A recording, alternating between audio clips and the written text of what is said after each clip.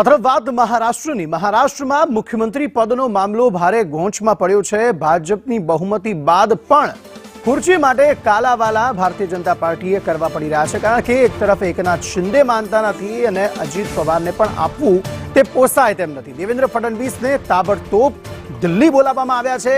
Eknath Shinde deputy CM બનવા તૈયાર ન હોવાની વાત સામે આવી રહી છે।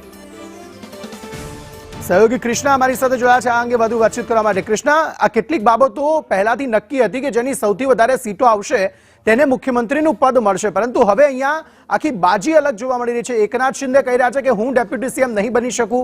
હવે મુખ્યમંત્રી પદ કોને મળશે તેના મામલે મહારાષ્ટ્રમાં અત્યારે રાજનીતિ ગરમાયેલી જોવા મળી રહી છે।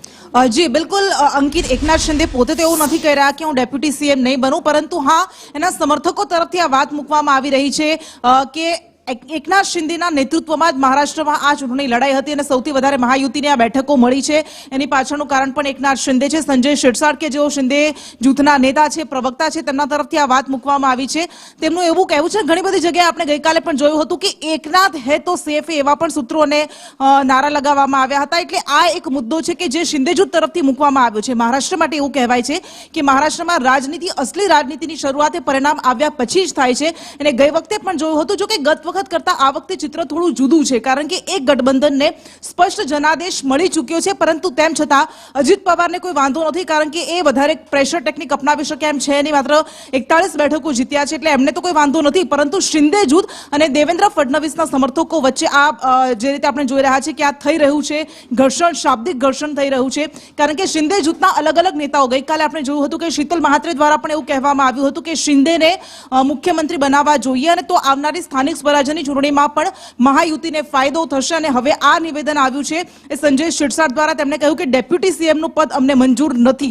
હવે ભારતીય જનતા પાર્ટી તરફથી એવું કહેવામાં આવ્યું છે, જો કે ગઈકાલે પણ આપણે જોયું હતું કે પ્રેમ શુક્લા કે જેઓ ભારતીય જનતા પાર્ટીના પ્રવક્તા છે, એમણે એવું કહ્યું હતું કે બિહાર ફોર્મ્યુલા મહારાષ્ટ્રમાં લાગુ નહીં પડે, કારણ કે બિહાર જેવું ચિત્ર નથી। અહીંયા પહેલા એવું કોઈ વચન આપવામાં નહોતું આવ્યું કે આવી રીતે તમને મુખ્યમંત્રી બનાવવામાં આવશે। એ નક્કી હતું કે જેને સૌથી વધારે બેઠક મળશે એના જ મુખ્યમંત્રી હશે। એટલે દેવેન્દ્ર ફડણવીસના સમર્થકો પણ આપણે જોયું કે આજે ઔરંગાબાદ જે સંભાજીનગર બન્યું ત્યારબાદ એના મહિલા સમર્થકોએ લોહીથી લખેલો લેટર મોકલ્યો છે અને દેવેન્દ્ર ફડણવીસ જ મુખ્યમંત્રી બને તે માટે એમણે પણ પ્રેશર અપનાવ્યું છે, એમણે પણ દબાણ કર્યું છે। એટલે બંને પક્ષ તરફથી આવું દેખાઈ રહ્યું છે, પરંતુ આ બધા વચ્ચે ગઈકાલે આપણે એ પણ જોયું કે રામદાસ અઠાવલે કે જેઓ આરપીઆઈના નેતા છે, તેમના તરફથી એવું કહેવામાં આવ્યું હતું કે દેવેન્દ્ર ફડણવીસ જ દાવેદાર હોવા જોઈએ, કારણ કે સૌથી વધારે બેઠક એમના નેતૃત્વમાં ભારતીય જનતા પાર્ટીને મળી છે અને એટલા માટે એ જ મુખ્યમંત્રી હોવા જોઈએ। પરંતુ સંજય શિરસાટ એમણે એવું કહી દીધું કે અમે રામદાસ અઠાવલેને સિરિયસલી લેતા નથી, ગંભીરતાથી લેતા નથી। હવે દેવેન્દ્ર ફડણવીસને દિલ્હી બોલાવવામાં આવ્યા છે, આગળ ચર્ચા કરવામાં આવશે। એમના તરફથી એવું કહેવામાં આવ્યું છે ભારતીય જનતા પાર્ટી તરફથી કે કેન્દ્રીય પાર્લામેન્ટરી બોર્ડની બેઠક મળશે, કેન્દ્રીય નેતાઓ નક્કી કરશે, પરંતુ ગઠબંધનના